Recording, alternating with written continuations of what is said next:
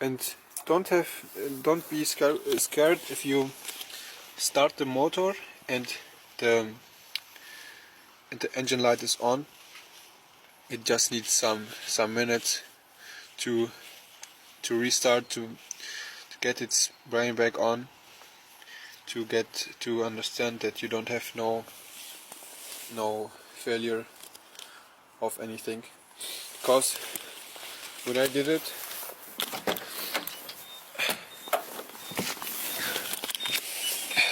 I'm just going to, my engine light was on and I had the fault that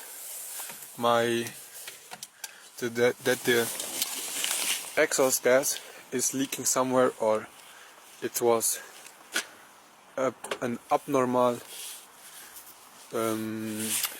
exhaust gas leaking or cleaning or whatever it was.